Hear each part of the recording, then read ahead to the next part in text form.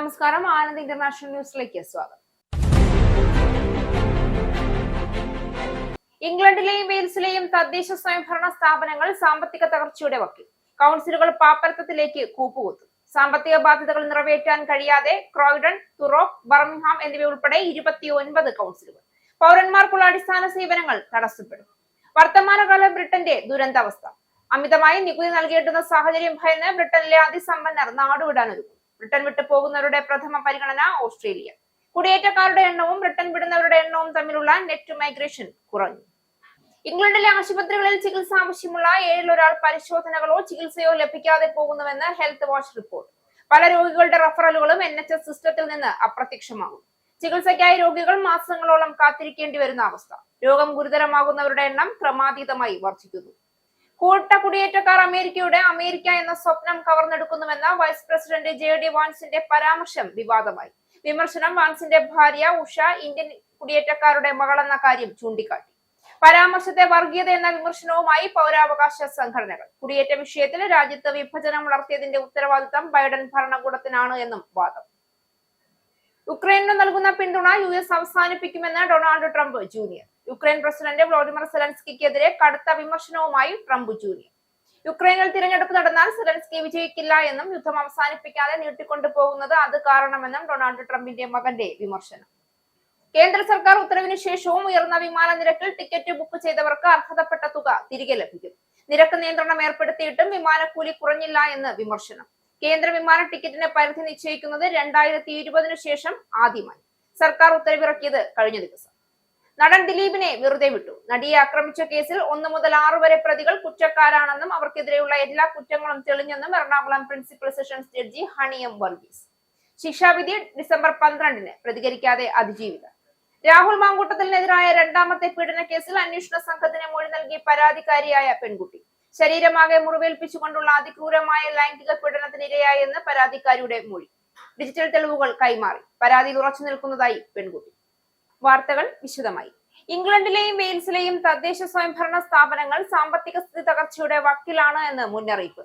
ഇതനുസരിച്ച് ഭാവിയിൽ കൂടുതൽ കൗൺസിലുകൾ പാപ്പരത്തത്തിലേക്ക് വീഴാനാണ് സാധ്യത. തദ്ദേശ സ്വയംഭരണ സ്ഥാപനങ്ങളുടെ ഫണ്ടിങ്ങിലെ പ്രതിസന്ധികൾക്കിടയിൽ ക്രോയ്ഡൺ, എസെക്സിലെ തുറോപ്പ്, ബർമിംഗ്ഹാം എന്നിവയുൾപ്പെടെ 29 കൗൺസിലുകൾക്ക് പ്രത്യേക സർക്കാർ വായ്പകളില്ലാതെ അവരുടെ സാമ്പത്തിക ബാധ്യതകൾ നിറവേറ്റാൻ ഇതിനകം കഴിഞ്ഞിട്ടില്ല. ഈ മാസം സർക്കാർ പുതിയ ഫണ്ടിംഗ് സെറ്റിൽമെന്റ് പ്രസിദ്ധീകരിക്കുമ്പോൾ നിയമപരമായ ബാധ്യതകൾ നിറവേറ്റാൻ കഴിയാത്ത തദ്ദേശ സ്വയംഭരണ സ്ഥാപനങ്ങളുടെ എണ്ണം വർദ്ധിക്കാൻ സാധ്യതയുണ്ട് എന്ന് നോർഫോക്ക് കൗണ്ടി കൗൺസിലിന്റെ ധനകാര്യ ഡെപ്യൂട്ടി ലീഡർ ആൻഡ്രൂ ജാമിസൺ പറഞ്ഞു. വാർഷിക ഫണ്ടിംഗ് ക്രമീകരണങ്ങളിലെ മാറ്റങ്ങൾ പല തദ്ദേശ സ്വയംഭരണ സ്ഥാപനങ്ങളുടെയും ചെലവ് കുത്തനെ കുറയ്ക്കുന്നതിന് കാരണമാകും. പലർക്കും അവരുടെ അക്കൗണ്ടുകൾ സന്തുലിതമാക്കുന്നതിനും പൗരന്മാർക്ക് അടിസ്ഥാന സേവനങ്ങൾ നൽകുന്നതിനും തടസ്സമാകുമെന്നും കൗൺസിൽ നേതാക്കൾ ആശങ്ക ഉയർത്തുന്നുണ്ട്. ഐസ്ലാൻഡ് ബോസ് റിച്ചാർഡ് വാക്കറെ ലേബർ പാർട്ടിയുടെ സഹപ്രവർത്തകനാക്കാനുള്ള തീരുമാനവുമായി കെയർ സ്റ്റാർമർ. പാർലമെന്റിന്റെ ഉപരിസഭയിലേക്ക് ഈ മാസം അവസാനം 25 പ്രതിനിധികളെ കൂടി നിയമിക്കുമ്പോൾ റിച്ചാർഡ് വാക്കറെ ലേബർ പാർട്ടിയുടെ അംഗമാക്കാനാണ് തീരുമാനം. 3 വർഷങ്ങൾക്ക് മുൻപ് ടോറി MP സ്ഥാനാർത്ഥിയായി നാമനിർദ്ദേശം ചെയ്യപ്പെട്ട ഒരാളുടെ അസാധാരണവും വേഗത്തിലുള്ളതുമായ രാഷ്ട്രീയ പരിവർത്തനത്തിന്റെ പരിസമാപ്തിയാണ് ഈ നീക്കത്തെ കാണാൻ സാധിക്കുന്നത്. 1973 അദ്ദേഹം സ്ഥാപിച്ച ഫ്രോസൺ ഫുഡ്സ് ശൃംഖലയിൽ നിന്ന് പിതാവ് മാൽക്കം വാക്കർ സ്ഥാനം ഒഴിഞ്ഞതിനെ തുടർന്ന് 2023 അദ്ദേഹം ഐസ്ലാൻഡിന്റെ നേതൃത്വം ഏറ്റെടുത്തു. ഇരുവരും മുൻപ് കൺസർവേറ്റീവ് പാർട്ടിക്ക് പിന്തുണ പ്രകടിപ്പിക്കുകയും അതിന് പണം സംഭാവന ചെയ്യുകയും ചെയ്തിട്ടുണ്ട്. ഒരു ലേബർ പാർട്ടിക്കാരൻ എന്ന നിലയിൽ യൂറോപ്യൻ യൂണിയനുമായുള്ള അടുത്ത ബന്ധം, സമ്പദ് വ്യവസ്ഥയെക്കുറിച്ച് കൂടുതൽ നല്ല സന്ദേശം എന്നിവയുൾപ്പെടെ നയങ്ങൾക്കായി മുന്നോട്ട് പോകാനുള്ള അവസരം വാക്കറിന് ലഭിക്കും.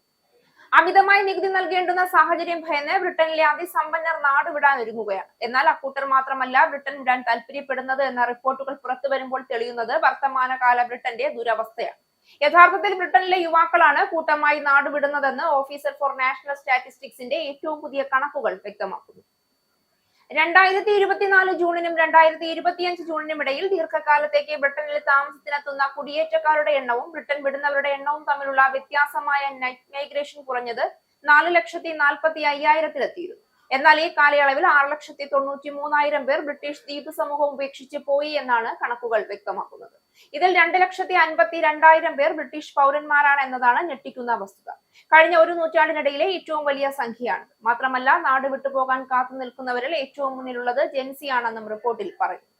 16നും 24നും ഇടയിൽ പ്രായമുള്ള 87,000 പേർ കഴിഞ്ഞ മാർച്ച് വരെയുള്ള 12 മാസ കാലയളവിൽ ബ്രിട്ടൻ വിട്ടുപോയപ്പോൾ 25 മുതൽ 34 വരെ പ്രായമുള്ളവരിൽ മറ്റൊരു 87,000 പേർ കൂടി നാടുവിട്ടതായി കണക്കുകൾ പറയും.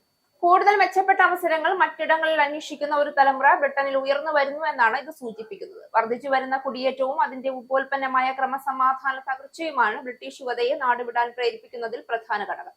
ആയിരക്കണക്കിന് പൗണ്ട് നികുതി ഇനത്തിൽ നൽകിയിട്ടും റോഡിൽ നിങ്ങളുടെ കൈകളിൽ നിന്നും മൊബൈൽ ഫോൺ മോഷ്ടിക്കപ്പെടുകയാണെങ്കിൽ എന്തിനാണ് നികുതി നൽകുന്നതെന്നാണ് യുവാവ് ചോദിച്ചത്.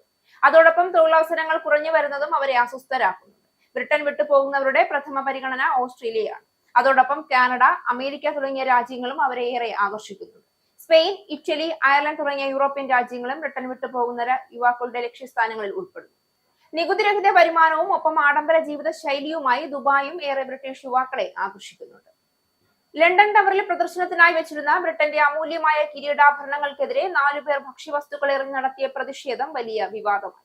ടേക്ക് ബാക്ക് പവർ എന്ന് വിളിക്കുന്ന സ്വയം പ്രഖ്യാപിത സിവിൽ റെസിസ്റ്റൻസ് ഗ്രൂപ്പിലെ അംഗങ്ങളാണ് കസ്റ്റാർഡും ആപ്പിളും കിരീടം സൂക്ഷിച്ചിരുന്ന ചില്ലുകൂടിലേക്ക് എറിഞ്ഞത്. സംഭവത്തിന് പിന്നാലെ പ്രതികളെ അറസ്റ്റ് ചെയ്തതായി പോലീസ് അറിയിച്ചു. അന്വേഷണം തുടരുന്നതിനാൽ ലോക പ്രശസ്തമായ ജുവൽ ഹൌസ് താൽക്കാലികമായി അടച്ചിട്ടിരിക്കുകയാണ്. 23,000-ലധികം രത്നക്കല്ലുകൾ പതിച്ചിരിക്കുന്ന ഈ കിരീടം ബ്രിട്ടീഷ് രാജകീയ ചടങ്ങുകളുടെ ഏറ്റവും വിലമതിക്കാനാകാത്ത നിധികളിൽ ഒന്നാണ്. 1937 ജോർജ് ആറാമൻ രാജാവിന്റെ കിരീടധാരണത്തിനായി നിർമ്മിച്ച ഈ കിരീടം അവസാനമായ രാജാവ് ചാൾസ് മൂന്നാമൻ 2023 ചടങ്ങുകളിൽ ധരിച്ചിരുന്നു. ചില്ലിനുള്ളിൽ കർശനമായ സുരക്ഷയോടെ പ്രദർശിപ്പിച്ചിരുന്ന ഈ കിരീടത്തിന്മേൽ ഭക്ഷണമെറിയുന്ന ദൃശ്യങ്ങൾ പ്രതികൾ തന്നെയാണ് സമൂഹ മാധ്യമങ്ങളിൽ പങ്കുവച്ചത്. ജനാധിപത്യം തകർന്നുവെന്നും ബ്രിട്ടൻ തകർന്നുവെന്നും വിളിച്ചു പറഞ്ഞുകൊണ്ടാണ് പ്രതിഷേധക്കാർ ആക്രമണം നടത്തിയതെന്ന് വീഡിയോയിൽ കാണുന്നു. GP റഫറലുകൾ ആശുപത്രിയിൽ എത്തുന്നതിന് മുൻപ് നഷ്ടപ്പെടുകയോ നിരസിക്കപ്പെടുകയോ ചെയ്യുന്ന അവസ്ഥയ്ക്കാണ് റഫറൽ ബ്ലാക്ക് ഹോൾ എന്ന പേര് നൽകിയിരിക്കുന്നത്. പല രോഗികളുടെ റഫറലുകളും NHS സിസ്റ്റത്തിൽ എവിടെയോ അപ്രത്യക്ഷമാകുന്നതാണ് ഇതിനുകൊണ്ട് വീക്ഷിക്കുന്നത്. ഇതിന്റെ ഫലമായി രോഗികൾ മാസങ്ങളോളം കാത്തിരിക്കേണ്ടി വരികയും പരിശോധനയും ചികിത്സയും വൈകിയതോടെ ആരോഗ്യ പ്രശ്നങ്ങൾ കൂടുതൽ ഗുരുതരമാവുകയും ചെയ്യും. ഇംഗ്ലണ്ടിലെ ആശുപത്രികളിൽ ചികിത്സ ആവശ്യമുള്ള 7 ഒരാൾ ഇങ്ങനെ ആവശ്യമായ പരിശോധനകളോ ചികിത്സയോ ലഭിക്കാതെ പോകുന്നതായി ഹെൽത്ത് വാച്ച് ഇംഗ്ലണ്ട് പുറത്തുവിട്ട റിപ്പോർട്ട് വ്യക്തമാക്കി. റഫറൽ ഇനിയും കാത്തിരിക്കുന്ന 75% പേർക്ക് ശാരീരികമോ മാനസികമോ ആയ പ്രശ്നങ്ങൾ ഉണ്ടാക്കുന്നുവെന്നും NHS നിന്നുള്ള കാര്യമായ വിവരങ്ങളുടെ അഭാവം കാരണം 70% പേരും പിന്നീട് സ്വയം അന്വേഷണം നടത്തിയപ്പോഴാണ് തങ്ങൾ കാത്തിരിക്കുന്ന ലിസ്റ്റിൽ പോലും ഇല്ലായിരുന്നുവെന്ന് മനസ്സിലാക്കുന്നതെന്നും റിപ്പോർട്ട് ചൂണ്ടിക്കാട്ടി. 2,600 പേരിലധികം രോഗികളെ ഉൾപ്പെടുത്തി യുവ്ഗോവ് നടത്തിയ സർവേയിൽ 14% റഫറലുകൾ GP-മാരുടെയും ആശുപത്രിയുടെയും ഇടയിൽ പ്രശ്നങ്ങളിൽ പെടുന്നതായാണ് കണ്ടെത്തിയിരിക്കുന്നത്. പലപ്പോഴും GP-മാർ സംബന്ധിച്ച റഫറൽ ആശുപത്രിയിൽ എത്താതെ തന്നെ ക്ലിനിക്കുകളിൽ നഷ്ടപ്പെടുന്ന സംഭവങ്ങളും റിപ്പോർട്ടിൽ ഉൾപ്പെടുത്തിയിട്ടുണ്ട്. റഫറൽ വൈകുന്നതിന്റെ ഫലമായി രോഗികൾ മറ്റ് GP-മാരെ സമീപിക്കുകയോ എമർജൻസി സർവീസുകളെ ആശ്രയിക്കുകയോ 7% പേർ സ്വകാര്യ ചികിത്സ തേടുകയോ ചെയ്യുന്നതായി പഠനം കണ്ടെത്തുന്നു. ഇതിലൂടെ മറ്റ് NHS സേവനങ്ങളിലേക്കുള്ള സമ്മർദ്ദം കുറയുന്നതായും ഹെൽത്ത് വാച്ച് വിലയിരുത്തുന്നു. റിപ്പോർട്ട് പുറത്തുവന്നതോടെ രോഗികളുടെ അവകാശ സംഘടനകളും NHS നിരീക്ഷണ സംഘങ്ങളും ശക്തമായ ആശങ്കയാണ് പ്രകടിപ്പിച്ചത്. റഫറൽ വൈകുന്നതിന്റെ പശ്ചാത്തലത്തിൽ രോഗികൾ ഗുരുതരമായ അവസ്ഥയിൽ എത്തുന്നുവെന്ന് ഹെൽത്ത് വാച്ച് പറഞ്ഞു. സർക്കാരിന്റെ ഭാഗത്തു നിന്ന് GP-മാർക്ക് രണ്ടാം അഭിപ്രായം തേടുന്നതിനുള്ള ജസ്റ്റ് റൂൾ, GP സേവനങ്ങൾ ശക്തിപ്പെടുത്തുന്നതിനുള്ള 1.1 ബില്യൺ പാക്കേജ് തുടങ്ങി പരിഷ്കരണങ്ങൾ നടപ്പിലാക്കിയതായി ആരോഗ്യവകുപ്പ് വ്യക്തമാക്കി. എന്നിരുന്നാലും ചികിത്സാ കാത്തിരിപ്പ് സമയം രോഗികൾക്ക് അനിശ്ചിതത്വവും ആരോഗ്യ നഷ്ടവും സൃഷ്ടിക്കുന്ന ഗുരുതര പ്രശ്നമായി തുടരുകയാണ് എന്ന് റിപ്പോർട്ട് മുന്നറിയിപ്പ് നൽകുന്നു. അമേരിക്കക്കാരുടെ അമേരിക്ക എന്ന സ്വപ്നം കൂട്ട കുടിയേറ്റക്കാർ കവർന്നെടുക്കുന്നുവെന്ന വൈസ് പ്രസിഡന്റ് JD വാൻസിന്റെ പരാമർശം വിവാദത്തിന് തിരികൊളുത്തി. എക്സ്പോസ്റ്റിലൂടെയായിരുന്നു വാൻസിന്റെ ആരോപണം. അമേരിക്കൻ തൊഴിലാളികളിൽ നിന്ന് അവസരങ്ങൾ കവർന്നെടുക്കുന്നതാണ് കൂട്ട കുടിയേറ്റമെന്നും ഇതിനെതിരായ പഠനങ്ങൾ പഴയ സംവിധാനത്തിൽ നിന്ന് കച്ചവടം ചെയ്യുന്നവരുടെ ഫണ്ടിങ്ങോടെയാണ് എന്നും വാൻസ് ആരോപിച്ചു. ഇതിനെതിരെ കടുത്ത വിമർശനവുമായി നിരവധി പേർ രംഗത്തെത്തുകയും വാൻസിന്റെ ഭാര്യ ഉഷ ഇന്ത്യൻ കുടിയേറ്റക്കാരുടെ മകളെന്ന കാര്യം ചൂണ്ടിക്കാട്ടി അവളെയും ഇന്ത്യയിലേക്ക് അയക്കണോ എന്ന തരത്തിലുള്ള പ്രതികരണങ്ങളും ഉയർന്നു. അങ്ങനെയാണെങ്കിൽ ഉഷയെയും അവരുടെ ഇന്ത്യൻ കുടുംബത്തെയും നിങ്ങളുടെ മിശ്രവംശക്കാരായ കുട്ടികളെയും ഇന്ത്യയിലേക്ക് തിരിച്ചയക്കണമെന്ന് പറഞ്ഞ് എഴുത്തുകാരനും രാഷ്ട്രീയ നിരീക്ഷകനുമായ വാജഹത്ത് അലി വാൻസിനെ പരിഹസിച്ചു. ഇതിനിടെയാണ് മതപരവും സാംസ്കാരികവുമായ മുൻഗണനകളെ കുറിച്ചുള്ള വാൻസിന്റെ മറ്റൊരു പരാമർശവും വിവാദമായത്. ന്യൂയോർക്ക് പോസ്റ്റ് പോഡ്കാസ്റ്റിൽ വംശം, ഭാഷ, ത്വക്ക്, നിറം തുടങ്ങിയ കാര്യങ്ങളിൽ ഒരേ സ്വഭാവമുള്ള അയൽവാസികളെ ആളുകൾ ആഗ്രഹിക്കുന്നത് സ്വാഭാവികവും അംഗീകരിക്കാനാവാത്തത് എന്നുമായിരുന്നു വാൻസിന്റെ അഭിപ്രായം. പൗരാവകാശ സംഘടനകൾ ഇതിനെ വർഗീയത എന്നാണ് വിമർശിച്ചത്. മുൻ പ്രസിഡന്റ് ഡൊണാൾഡ് ട്രംപിന്റെ വാചകങ്ങൾ അനുകരിക്കുന്നതായി വിലയിരുത്തപ്പെടുന്ന വാൻസ് കുടിയേറ്റ വിഷയങ്ങളിൽ രാജ്യത്ത് വിഭജനം വളർത്തിയതിന്റെ ഉത്തരവാദിത്തം ബൈഡൻ ഭരണകൂടത്തിനാണ് എന്നും ആരോപിച്ചു. ട്രംപ് വീണ്ടും അധികാരത്തിലെത്തിയാൽ നിയമവിരുദ്ധ കുടിയേറ്റക്കാരെ മുഴുവൻ നാടുകടത്തുമോ എന്ന ചോദ്യത്തിന് സാധ്യമായത്രയെല്ലാം നീക്കം ചെയ്യാൻ ശ്രമിക്കുമെന്നായിരുന്നു മറുപടി. മുൻപ് വിവാദത്തിന് തീ കൊളുത്തിയത് ഉഷയുടെ ഹിന്ദുമത വിശ്വാസത്തെക്കുറിച്ചുള്ള വാൻസിന്റെ പരാമർശങ്ങളായിരുന്നു. ഒരു നാൾ ഉഷ തന്റെ ക്രിസ്ത്യൻ വിശ്വാസം പങ്കുവെക്കുമെന്ന പ്രതീക്ഷയുണ്ടെന്നും അവൾ തന്റെ കൂടെ പള്ളി സന്ദർശിക്കാറുണ്ട് എന്നും ടേണിംഗ് പോയിന്റ് USA പരിപാടിയിൽ വാൻസ് പറഞ്ഞത് വലിയ വിമർശനം നേടി. പിന്നീട് ഉഷയ്ക്ക് മതമാറ്റത്തിനുള്ള യാതൊരു പദ്ധതിയും ഇല്ല എന്നും അവരുടെ വിശ്വാസത്തെ താൻ ബഹുമാനിക്കുന്നുവെന്നും വ്യക്തമാക്കി വാൻസ് വിശദീകരണം നൽകി. ന്യൂയോർക്കിലെ ആൽബനിയയിൽ ഉണ്ടായ വീട്ടുതീപിടുത്തത്തിൽ ഗുരുതരമായി പൊള്ളേറ്റു ചികിത്സയിൽ കഴിഞ്ഞിരുന്ന 2 ഇന്ത്യൻ വിദ്യാർത്ഥികൾ മരിച്ചു. ആൽബനിയയിലെ ഒരു സർവകലാശാലയിൽ മാസ്റ്റേഴ്സ് പഠനം നടത്തുന്ന തെലങ്കാന സ്വദേശിനി സഹജ റെഡ്ഡി ഉദുമലയും മറ്റൊരു ഇന്ത്യൻ വിദ്യാർത്ഥിനിയായ അൻവേഷ് സാര പെള്ളിയുമാണ് മരിച്ചത്. സമീപത്തെ കെട്ടിടത്തിൽ തുടങ്ങിയ തീ വേഗത്തിൽ സഹജ താമസിച്ചിരുന്ന വീട്ടിലേക്ക് പടർന്നതോടെയാണ് അപകടമുണ്ടായത്. ഉറക്കത്തിലായിരുന്ന സഹജയ്ക്ക് രക്ഷപ്പെടാനായില്ല എന്നാണ് റിപ്പോർട്ട്. വീടിനകത്ത് കണ്ടെത്തിയ 4 പേരിൽ ഗുരുതരമായി പരിക്കേറ്റ ഇവരെ രക്ഷപ്പെടുത്തി ആശുപത്രിയിൽ എത്തിച്ചുവെങ്കിലും ജീവൻ രക്ഷിക്കാനായില്ല. സംഭവത്തിൽ അനുശോചനം രേഖപ്പെടുത്തിയ ന്യൂയോർക്കിലെ ഇന്ത്യൻ കോൺസുലേറ്റ് ഇരുവരുടെ കുടുംബങ്ങളുമായി നിരന്തരം ബന്ധത്തിലാണെന്നും മൃതദേഹങ്ങൾ ഇന്ത്യയിൽ എത്തിക്കുന്നതടക്കം എല്ലാ സഹായവും നൽകുമെന്നും അറിയിച്ചു. ദുരന്തത്തെ തുടർന്ന് ബന്ധുക്കൾ കേന്ദ്ര സർക്കാരിന്റെ സഹായം തേടിയിട്ടുണ്ട്. US യുക്രൈനിന് നൽകുന്ന പിന്തുണ അവസാനിപ്പിക്കാൻ സാധ്യതയുണ്ട് എന്ന് US പ്രസിഡന്റ് ഡൊണാൾഡ് ട്രംപിന്റെ മൂത്ത മകൻ ഡൊണാൾഡ് ട്രംപ് ജൂനിയർ. ഖത്തറിൽ ദോഹ ഫോറത്തിൽ സംസാരിക്കവെയാണ് ഡൊണാൾഡ് ട്രംപ് ജൂനിയറിന്റെ പരാമർശം. യുക്രൈൻ പ്രസിഡന്റ് വ്ളോഡിമിർ സെലൻസ്കിയെ വിമർശിച്ചും ട്രംപ് ജൂനിയർ സംസാരിച്ചു. യുക്രൈനിൽ തിരഞ്ഞെടുപ്പ് നടന്നാൽ വിജയിക്കില്ല എന്ന് സെലൻസ്കിയെ അറിയാമെന്നും അതിനാലാണ് യുദ്ധം അവസാനിപ്പിക്കാതെ നീട്ടിക്കൊണ്ടു പോകുന്നതെന്നും ട്രംപ് ജൂനിയർ പറഞ്ഞു. റഷ്യയേക്കാൾ അഴിമതി നിറഞ്ഞ രാജ്യം യുക്രൈനാണെന്നും ട്രംപ് ജൂനിയർ വിമർശിച്ചു. റഷ്യക്കെതിരായ യൂറോപ്യൻ ഉപരോധങ്ങളെയും അദ്ദേഹം വിമർശിച്ചു. ഉപരോധങ്ങൾ മൂലം റഷ്യയിലെ എണ്ണവില വർദ്ധിച്ചു എന്നും ഈ പണം റഷ്യക്ക് യുദ്ധത്തിനായി ഉപയോഗിക്കാമെന്നും അദ്ദേഹം കൂട്ടിച്ചേർത്തു. US പ്രസിഡന്റ് ഡൊണാൾഡ് ട്രംപിന്റെ ഭരണത്തിൽ ട്രംപ് ജൂനിയർ ഔദ്യോഗിക പങ്ക് വഹിക്കുന്നില്ല. എന്നിരുന്നാലും USലെ മേക്ക് അമേരിക്ക ഗ്രേറ്റ് അഗെയിൻ മൂവ്മെന്റിലെ പ്രധാന വ്യക്തിത്വമാണ് ഡൊണാൾഡ് ട്രംപ് ജൂനിയർ. ഇനി പൗണ്ട്, യൂറോ, ഡോളർ, രൂപ ഇന്നത്തെ വിനിമയ നിരക്ക്. ഒരു പൗണ്ട് 120.14 ഇന്ത്യൻ രൂപ, ഒരു പൗണ്ട് 1.14 യൂറോ, ഒരു US ഡോളർ 90.16 ഇന്ത്യൻ രൂപ, ഒരു യൂറോ 105.19 ഇന്ത്യൻ രൂപ, ഒരു പൗണ്ട് 1.33 US ഡോളർ, ഒരു കനേഡിയൻ ഡോളർ 65.24 ഇന്ത്യൻ രൂപ. ഇനി ഒരു ഇടവേളയ്ക്ക് ശേഷം നാഷണൽ ന്യൂസ്. നമസ്കാരം, നാഷണൽ ന്യൂസിലേക്ക് സ്വാഗതം. വിമാന നിരക്കിൽ പരിധി നിശ്ചയിച്ച കേന്ദ്ര സർക്കാർ ഉത്തരവിന് ശേഷവും ഉയർന്ന നിരക്കിൽ ടിക്കറ്റ് ബുക്ക് ചെയ്തവർക്ക് അർഹതപ്പെട്ട തുക തിരികെ ലഭിക്കും. എയർ ഇന്ത്യയാണ് ഇക്കാര്യം വ്യക്തമാക്കിയത്. ശനിയാഴ്ച രാവിലെയാണ് സർക്കാർ ഉത്തരവിറങ്ങിയതെങ്കിലും വെബ്സൈറ്റിലും തേർഡ് പാർട്ടി പോർട്ടലുകളിലും ഘട്ടം ഘട്ടമായാണ് ഇതനുസരിച്ചുള്ള നിരക്കിലെ മാറ്റങ്ങൾ വരുത്തുന്നത്. നിരക്ക് നിയന്ത്രണം ഏർപ്പെടുത്തിയിട്ടും വിമാനക്കൂലി കുറഞ്ഞില്ല എന്ന് പലരും വിമർശനം ഉന്നയിച്ചിരുന്നു. എയർ ഇന്ത്യ എക്സ്പ്രസ് പുതിയ നിയന്ത്രണം പൂർണ്ണമായും നടപ്പിലാക്കിയതായി എയർ ഇന്ത്യ ഗ്രൂപ്പ് തിങ്കളാഴ്ച പുലർച്ചെ അറിയിച്ചു. എയർ ഇന്ത്യ ഇതനുസരിച്ചുള്ള മാറ്റങ്ങൾ വരുത്തിക്കൊണ്ടിരിക്കുകയാണ്. ചില തേർഡ് പാർട്ടി സിസ്റ്റങ്ങളെ ആശ്രയിക്കുന്നത് കൊണ്ടാണ് കാലതാമസം ഉണ്ടായതെന്ന് കമ്പനി അറിയിച്ചു. ശനിയാഴ്ച മുതൽ നിരക്ക് നിയന്ത്രണം നടപ്പാകുന്നതുവരെ ഉയർന്ന അടിസ്ഥാന നിരക്കിൽ ടിക്കറ്റ് ബുക്ക് ചെയ്തവർക്ക് ഇവ തമ്മിലുള്ള വ്യത്യാസം എത്രയാണോ ആ തുക യാത്രക്കാരന് തിരികെ ലഭിക്കുമെന്ന് കമ്പനി അറിയിച്ചു. 2020 കോവിഡ് കാലത്തിനു ശേഷം ആദ്യമായാണ് കേന്ദ്ര വിമാന ടിക്കറ്റിന് പരിധി നിശ്ചയിക്കുന്നത്. ഫ്ലൈറ്റ് ദൂരം അനുസരിച്ചാണ് നോൺ സ്റ്റോപ്പ് എക്കണോമി ക്ലാസ്സിലെ നിരക്ക് നിശ്ചയിച്ചിരിക്കുന്നത്. നിരക്കുകൾ പൂർവ്വസ്ഥിതിയിലെത്തും വരെ നിയന്ത്രണം തുടരും. ആഭ്യന്തര സർവീസിന് പരമാവധി 18,000 രൂപയിൽ കൂടുതൽ അടിസ്ഥാന നിരക്കായി ഈടാക്കാൻ പാടില്ല. 500 കിലോമീറ്റർ ദൂരമുള്ള യാത്രയ്ക്ക് 7,500 രൂപയാണ് പരിധി. ഇതിനു പുറമെയാണ് user development fees, passenger service fees, നികുതി എന്നിവ. ഇൻഡിഗോ പ്രതിസന്ധിക്ക് പിന്നാലെ കമ്പനികൾ നിരക്ക് കുത്തനെ വർദ്ധിപ്പിച്ചതോടെയാണ് സർക്കാർ നിയന്ത്രണാധികാരങ്ങൾ പ്രയോഗിച്ചത്. ബിസിനസ് ക്ലാസിനും ഇടാൻ ഫ്ലൈറ്റുകൾക്കും ഈ നിരക്ക് ബാധകമല്ല. തെലങ്കാന റൈസിംഗ് ഗ്ലോബൽ സമ്മിറ്റ് എന്ന അന്താരാഷ്ട്ര പരിപാടിക്ക് മുന്നോടിയായി ആഗോള ശ്രദ്ധ പിടിച്ചുപറ്റാനുള്ള ശ്രമത്തിലാണ് സംസ്ഥാനം. തെരുവുകളുടെ പേരുകളിലൂടെയാണ് തെലങ്കാനയും സംസ്ഥാനമായ ഹൈദരാബാദും ലോകോത്തര ശ്രദ്ധ പിടിച്ചുപറ്റാൻ ശ്രമിക്കുന്നത്. ഹൈദരാബാദിലെ ഒരു പ്രധാന റോഡിന് US പ്രസിഡന്റ് ഡൊണാൾഡ് ട്രംപിന്റെ പേര് നൽകാൻ തെലങ്കാന മുഖ്യമന്ത്രി രേവന്ത് റെഡ്ഡി നിർദ്ദേശിച്ചു. സംസ്ഥാനത്തെ US കോൺസുലേറ്റ് ജനറൽ സ്ഥിതി ചെയ്യുന്ന റോഡിനാണ് ട്രംപിന്റെ പേരിടാൻ തെലങ്കാന സർക്കാർ തീരുമാനിച്ചിരിക്കുന്നത്. കോൺസുലേറ്റ് ജനറൽ സ്ഥിതി ചെയ്യുന്ന ഈ പ്രമുഖ റോഡിന് ഡൊണാൾഡ് ട്രംപ് അവന്യൂ എന്ന് പേരിടും. കൂടാതെ ലോകത്തിലെ പ്രമുഖ ടെക് ഭീമന്മാരുടെ പേരുകളും ഹൈദരാബാദിലെ പ്രധാന റോഡുകൾക്ക് നൽകാൻ നിർദ്ദേശിച്ചിട്ടുണ്ട്. US-ന് പുറത്ത് ഏറ്റവും വലിയ ക്യാമ്പസ് ഹൈദരാബാദിൽ വികസിപ്പിച്ചെടുക്കുന്ന ഗൂഗിളിനോടടുത്തുള്ള ആദര സൂചകമായി ഫിനാൻഷ്യൽ ഡിസ്ട്രിക്റ്റിലെ പ്രധാന ഭാഗത്തിന് ഗൂഗിൾ സ്ട്രീറ്റ് എന്ന് പേരിടും. വിപ്രോ ജംഗ്ഷനും മൈക്രോസോഫ്റ്റ് റോഡും വരും കാലത്ത് ഹൈദരാബാദിന്റെ പ്രധാന ഭാഗങ്ങളായി മാറും. ഹൈദരാബാദിന്റെ ടെക് ഹബ് എന്ന നിലയിലുള്ള വളർച്ചയ്ക്ക് സംഭാവന നൽകിയ ലോകമെമ്പാടുമുള്ള ബിസിനസ്, സാങ്കേതിക വിദ്യാ രംഗത്തെ പ്രതിഭകളെയാണ് സംസ്ഥാനം ആദരിക്കുന്നത്. നെഹ്റു ഔട്ടർ റിംഗ് റോഡിനെ രവിരിയാലയിലെ ഫ്യൂച്ചർ സിറ്റിയുമായി ബന്ധിപ്പിക്കുന്ന 100 metre greenfield radial road Padma Bhushan Ratan ടാറ്റയുടെ പേരിലാണ് അറിയപ്പെടുക.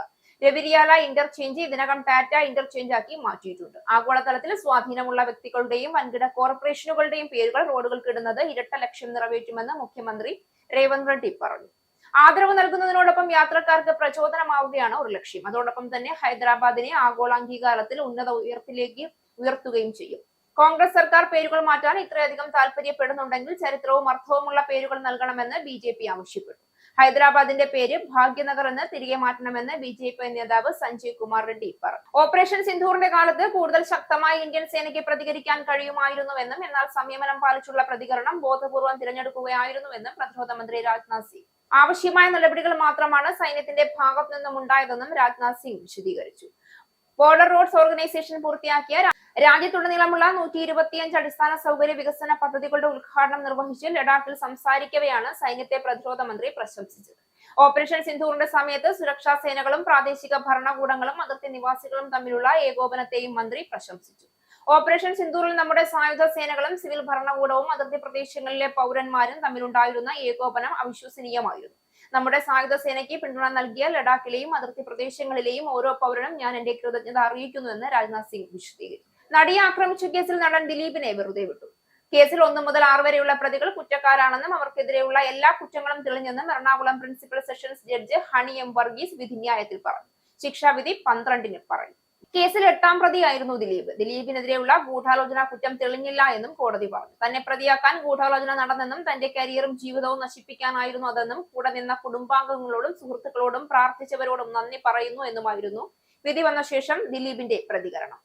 NS Sunil, Martin Antony, B Manikandan, VP Vijeesh, H Saleem, Pradeep എന്നീ പ്രതികളാണ് കുറ്റക്കാരെന്ന് കോടതി കണ്ടെത്തിയത്. 2017 ഫെബ്രുവരി 17-ന് അങ്കമാലിയിൽ വെച്ച് വാഹനത്തിൽ അതിക്രമിച്ചു കയറി നടിയെ പീഡിപ്പിക്കുകയും അപകീർത്തികരമായ ദൃശ്യങ്ങൾ പകർത്തുകയും ചെയ്തു എന്ന കേസിൽ 8 വർഷത്തിനു ശേഷമാണ് വിധി വരുന്നത്.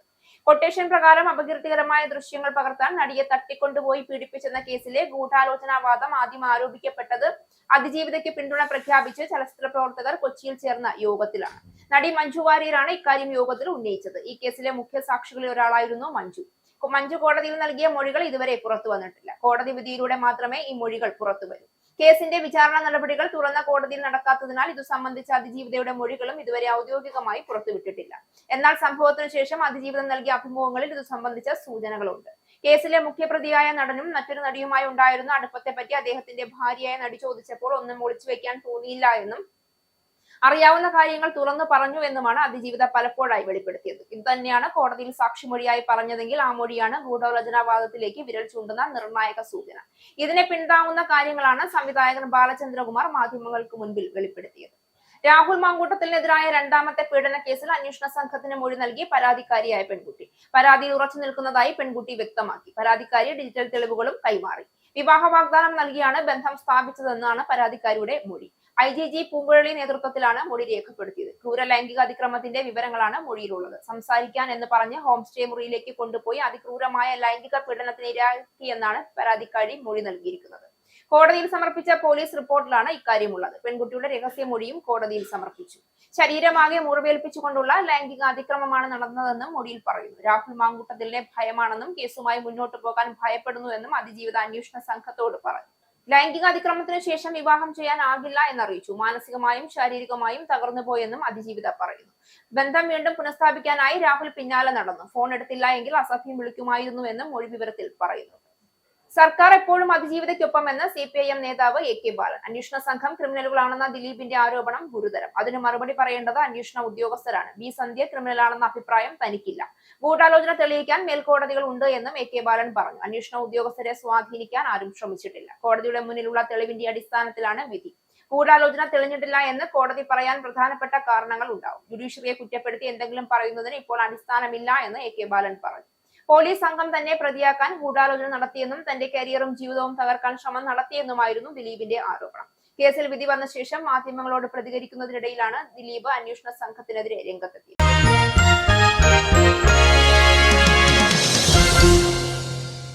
സൂപ്പർ കപ്പ് ഫുട്ബോൾ ഫൈനലിൽ ഈസ്റ്റ് ബംഗാളിനെ തകർത്ത് FC ഗോവ കിരീടം നിലനിർത്തി. 120 മിനിറ്റ് നീണ്ട പോരാട്ടത്തിനൊടുവിലും ഇരു ടീമുകൾക്കും ഗോളടിക്കാനാവാതെ വന്നതോടെ മത്സരം ഷൂട്ടൌട്ടിലേക്ക് നീങ്ങുകയായിരുന്നു. 6-5-നാണ് ഗോവയുടെ ജയം. കഴിഞ്ഞ തവണയും കിരീടം നേടിയ ഗോവ സൂപ്പർ കപ്പ് കിരീടം നിലനിർത്തുന്ന ആദ്യ ടീമായി. ഗോവ ആകെ 3 തവണയാണ് സൂപ്പർ കപ്പ് ചാമ്പ്യന്മാരായത്. ഫസ്റ്റോഡ സ്റ്റേഡിയത്തിൽ വൈകിട്ട് 7:30 തുടങ്ങിയ മത്സരം അധിക സമയത്തേക്ക് നീണ്ടിട്ടും ഇരു ടീമിനും ഗോൾ നേടാനായില്ല. തുടർന്ന് പെനാൽറ്റി ഷൂട്ടൌട്ട് മത്സരത്തിന്റെ വിധി നിർണ്ണയിക്കുകയായിരുന്നു. ജയത്തോടെ FC Goa AFC champions league 2ന്റെ പ്രാഥമിക ഘട്ടത്തിലേക്ക് യോഗ്യത നേടി. പ്രധാന വാർത്തകൾ ഒരിക്കൽ കൂടി. ഇംഗ്ലണ്ടിലെയും വെയിൽസിലെയും തദ്ദേശ സ്വയംഭരണ സ്ഥാപനങ്ങൾ സാമ്പത്തിക തകർച്ചയുടെ വക്കിൽ. കൗൺസിലുകൾ പാപ്പരത്തത്തിലേക്ക് കൂപ്പുകുത്തും. സാമ്പത്തിക ബാധ്യതകൾ നിറവേറ്റാൻ കഴിയാതെ ക്രോയ്ഡൺ, തുറോക്ക്, ബർമിംഗ്ഹാം എന്നിവ ഉൾപ്പെടെ 29 കൗൺസിലുകൾ. പൗരന്മാർക്കുള്ള അടിസ്ഥാന സേവനങ്ങൾ തടസ്സപ്പെടും. വർത്തമാനകാല ബ്രിട്ടന്റെ ദുരന്താവസ്ഥ. അമിതമായി നികുതി നൽകേണ്ടുന്ന സാഹചര്യം ഭയന്ന് ബ്രിട്ടനിലെ അതിസമ്പന്നർ നാടുവിടാനൊരുങ്ങും. ബ്രിട്ടൻ വിട്ടു പോകുന്നവരുടെ പ്രഥമ പരിഗണന ഓസ്ട്രേലിയ. കുടിയേറ്റക്കാരുടെ എണ്ണവും ബ്രിട്ടൻ വിടുന്നവരുടെ എണ്ണവും തമ്മിലുള്ള നെറ്റ് മൈഗ്രേഷൻ കുറഞ്ഞു. ഇംഗ്ലണ്ടിലെ ആശുപത്രികളിൽ ചികിത്സ ആവശ്യമുള്ള 1/7 പരിശോധനകളോ ചികിത്സയോ ലഭിക്കാതെ പോകുന്നുവെന്ന് ഹെൽത്ത് വാച്ച് റിപ്പോർട്ട്. പല രോഗികളുടെ റഫറലുകളും NHS സിസ്റ്റത്തിൽ നിന്ന് അപ്രത്യക്ഷമാകും. ചികിത്സയ്ക്കായി രോഗികൾ മാസങ്ങളോളം കാത്തിരിക്കേണ്ടി വരുന്ന അവസ്ഥ. രോഗം ഗുരുതരമാകുന്നവരുടെ എണ്ണം ക്രമാതീതമായി വർദ്ധിക്കുന്നു. കുടിയേറ്റക്കാർ അമേരിക്ക എന്ന സ്വപ്നം കവർന്നെടുക്കുന്നുവെന്ന വൈസ് പ്രസിഡന്റ് JD വാൻസിന്റെ പരാമർശം വിവാദമായി. വിമർശനം വാൻസിന്റെ ഭാര്യ ഉഷ ഇന്ത്യൻ കുടിയേറ്റക്കാരുടെ മകളെന്ന കാര്യം ചൂണ്ടിക്കാട്ടി. പരാമർശത്തെ വർഗീയത എന്ന വിമർശനവുമായി പൗരാവകാശ സംഘടനകൾ. കുടിയേറ്റ വിഷയത്തിൽ രാജ്യത്ത് വിഭജനം വളർത്തിയതിന്റെ ഉത്തരവാദിത്തം ബൈഡൻ ഭരണകൂടത്തിനാണ് എന്നും വാദം. യുക്രൈനു നൽകുന്ന പിന്തുണ US അവസാനിപ്പിക്കുമെന്ന് Donald Trump junior. Ukraine president Volodymyr സെലൻസ്കിക്കെതിരെ കടുത്ത വിമർശനവുമായി ട്രംപ് ജൂനിയർ. യുക്രൈനിൽ തിരഞ്ഞെടുപ്പ് നടന്നാൽ സെലൻസ്കി വിജയിക്കില്ല എന്നും യുദ്ധം അവസാനിപ്പിക്കാതെ നീട്ടിക്കൊണ്ടുപോകുന്നത് അത് കാരണമെന്നും ഡൊണാൾഡ് ട്രംപിന്റെ മകന്റെ വിമർശനം. കേന്ദ്ര സർക്കാർ ഉത്തരവിന് ശേഷവും ഉയർന്ന വിമാന നിരക്കിൽ ടിക്കറ്റ് ബുക്ക് ചെയ്തവർക്ക് അർഹതപ്പെട്ട തുക തിരികെ ലഭിക്കും. നിരക്ക് നിയന്ത്രണം ഏർപ്പെടുത്തിയിട്ടും വിമാനക്കൂലി കുറഞ്ഞില്ല എന്ന് വിമർശനം. കേന്ദ്ര വിമാന ടിക്കറ്റിന് പരിധി നിശ്ചയിക്കുന്നത് 2020 ശേഷം ആദ്യമായി. സർക്കാർ ഉത്തരവിറക്കിയത് കഴിഞ്ഞ ദിവസം. നടൻ ദിലീപിനെ വെറുതെ വിട്ടു. നടിയെ ആക്രമിച്ച കേസിൽ 1 മുതൽ 6 വരെ പ്രതികൾ കുറ്റക്കാരാണെന്നും അവർക്കെതിരെയുള്ള എല്ലാ കുറ്റങ്ങളും തെളിഞ്ഞെന്നും Ernakulam principal sessions judge Honey M Varghese. ശിക്ഷാവിധി ഡിസംബർ 12-ന്. പ്രതികരിക്കാതെ അതിജീവിത. രാഹുൽ മാങ്കൂട്ടത്തിനെതിരായ 2ാമത്തെ പീഡന കേസിൽ അന്വേഷണ സംഘത്തിന് മൊഴി നൽകി പരാതിക്കാരിയായ പെൺകുട്ടി. ശരീരമാകെ മുറിവേൽപ്പിച്ചുകൊണ്ടുള്ള അതിക്രൂരമായ ലൈംഗിക പീഡനത്തിനിരയായെന്ന് പരാതിക്കാരിയുടെ മൊഴി. ഡിജിറ്റൽ തെളിവുകൾ കൈമാറി. പരാതിയിൽ ഉറച്ചു നിൽക്കുന്നതായി പെൺകുട്ടി. ഈ ന്യൂസ് ബുള്ളറ്റിൻ അവസാനിച്ചു. നന്ദി.